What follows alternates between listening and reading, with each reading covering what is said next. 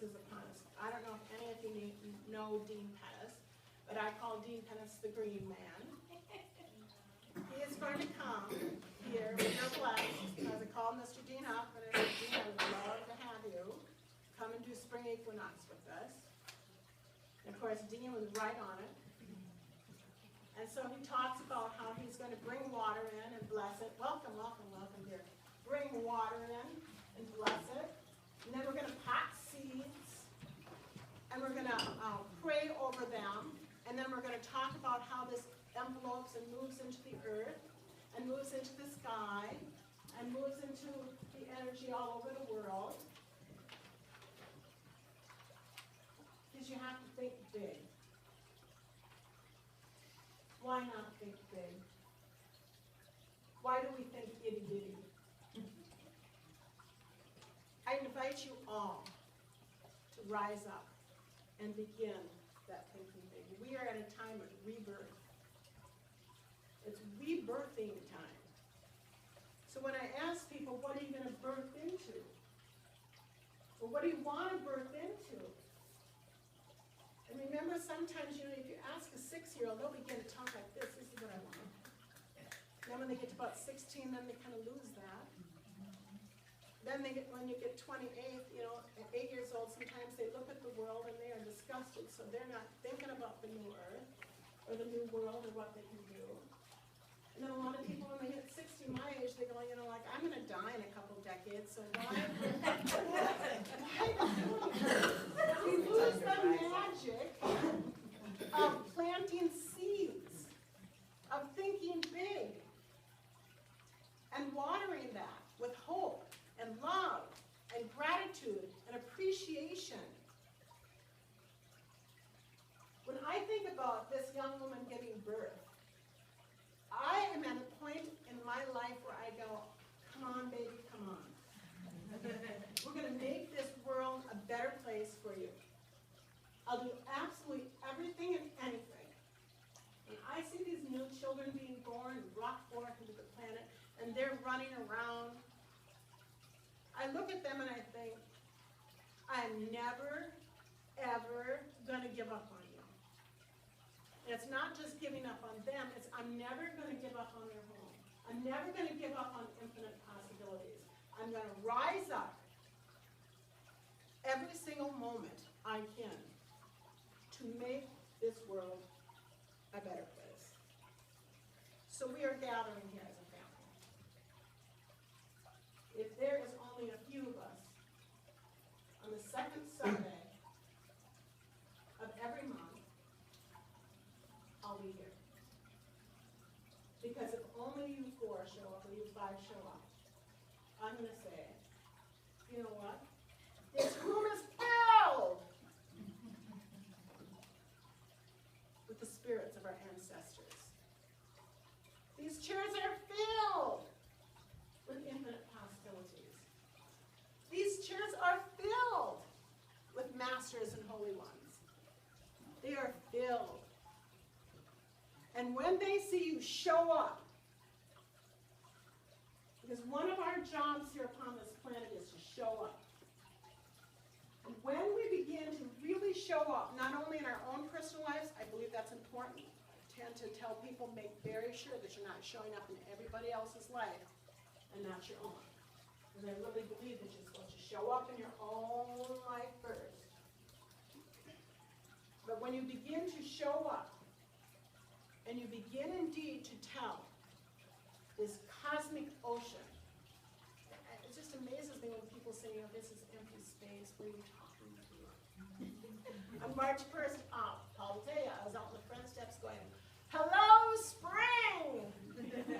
What are you doing? It's March 1st, and I'm welcoming the warmth that we're going to get. And he goes, okay, bring in the paper.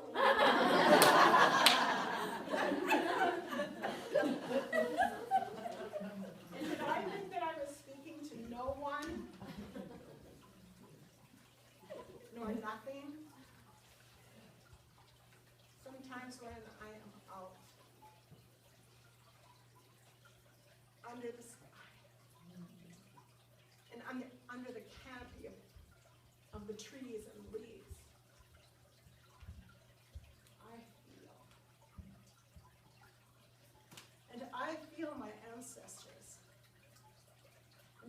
the children that will come after I am gone. And I feel Grandmother Earth and Father Sky. And I feel the energy. And although it is very, very hard to explain in a factual manner, I cannot deny, nor any of you can deny, when all of a sudden you are someplace and there's not a human being there in the flesh. I'm sure that you've all had the experience where something comes over you that is undescribable, but undeniable. And I've had people try to make me deny it because I couldn't see it or they couldn't see it. But if you go with me and you go with many people who come to the Hope Interfaith Center, they will say, shh, shh, shh. Can you hear that? Can you hear that?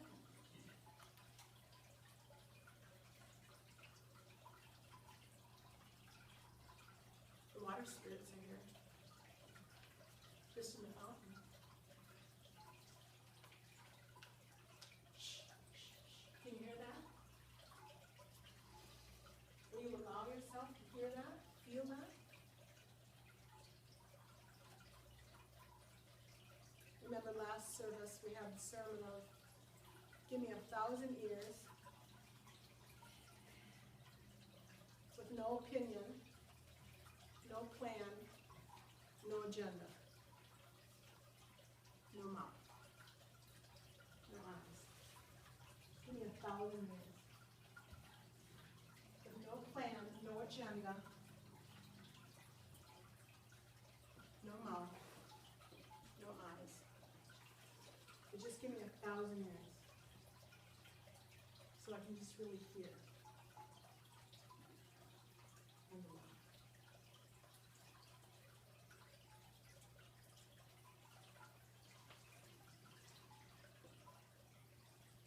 We have such a fast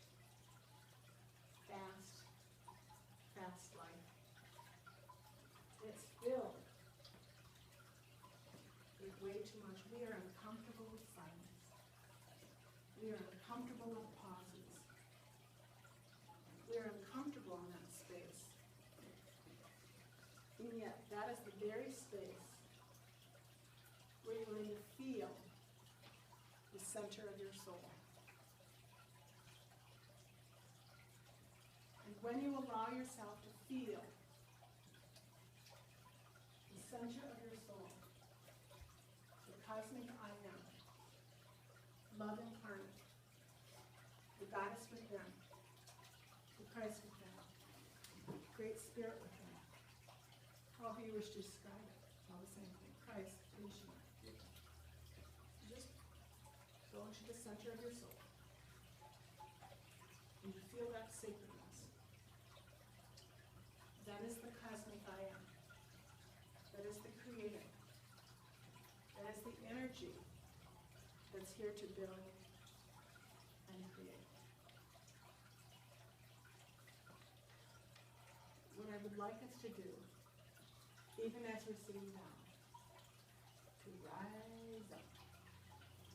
And so one of my favorite meditations, it's a short meditation, everybody's able to do it, because all it is you're going to smile. You don't have to go up the woods and to grandmother's house you go. It's just a smiling meditation. It's an ancient Chinese meditation that was given to me from one of my clients, and I passed it on to many. And so I'll just show you. Close your eyes.